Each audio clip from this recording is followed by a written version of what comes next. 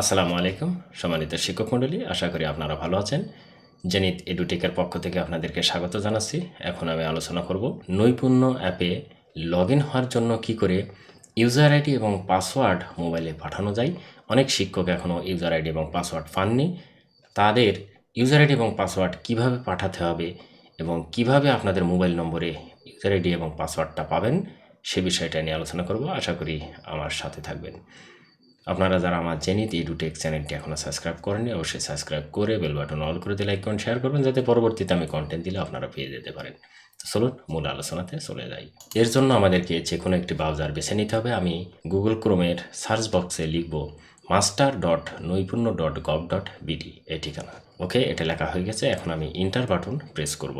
এইরকম একটি পেজ আসবে। ইন্টার বাটন প্রেস করার পরে এখন এখান থেকে আছে ইউজার টাইপ শিক্ষক এবং ইউজার আইডি আর পিন নম্বর, এই দুটো দিতে হবে। এই দুটো আমি আমার প্রতিষ্ঠানটা দেব, কেননা প্রতিষ্ঠানের আইডি দিয়ে ঢুকে, অর্থাৎ প্রধান শিক্ষকের আইডি দিয়ে ঢুকে তারপরে এই ইউজার আইডি এবং পাসওয়ার্ডটা পাঠাতে হবে। আমি একটা স্কুলের এভাবে ইউজার আইডি এবং পাসওয়ার্ড দিয়ে লগ ইন করার চেষ্টা করছি। আমি ক্লিক করে আমার প্রতিষ্ঠানের আইডি দিয়ে লগ ইন হলাম। এখন এখান থেকে আমাদেরকে পিন পাঠানো কিভাবে যায় সেটি দেখতে হবে। এর জন্য আমাদেরকে প্রথমে চলে যেতে হবে এই যে উপরে ডান দিকে যে প্রোফাইল লোগো আছে, এর পাশে একটি লেখা আছে ব্যবস্থাপনা, প্লাস ব্যবস্থাপনা, এইখানে ক্লিক করতে হবে। এই প্লাস ব্যবস্থাপনাতে ক্লিক করার সাথে সাথে নিচের দিকে অনেকগুলো অপশন চলে আসবে। এর মধ্যে থেকে শিক্ষক ব্যবস্থাপনা এখানে আসতে হবে। এই শিক্ষক ব্যবস্থাপনাতে ক্লিক করার সাথে সাথে সকল শিক্ষকের তথ্যগুলো চলে আসবে। এখন এই সকল শিক্ষকের মধ্যে কোন শিক্ষকের আপনি ইউজার আইডি এবং পাসওয়ার্ডটা পাঠাবেন সেখানে যেতে হবে। এখানে গিয়ে দেখুন যে এখানে লেখা আছে একটি ডিলেট এবং একটি পেন আইকন আছে। এই পেন আইকনটা মানে হচ্ছে এডিট আইকন, অর্থাৎ এখানে ক্লিক করতে হবে।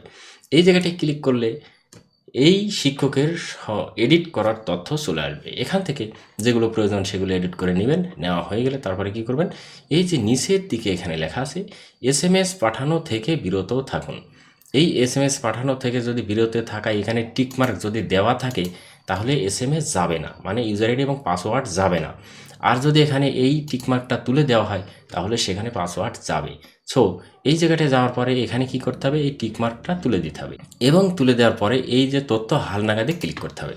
তথ্য হালনাগাদে ক্লিক করার সাথে সাথে মোবাইল নম্বরে একটি পাসওয়ার্ড, ইউজার আইডি পাসওয়ার্ড চলে যাবে। এই যে আমার এখানে টিচার আপডেট সাকসেসফুলি দেখাচ্ছে এবং একটি ইউজার আইডি পাসওয়ার্ড চলে আসলো।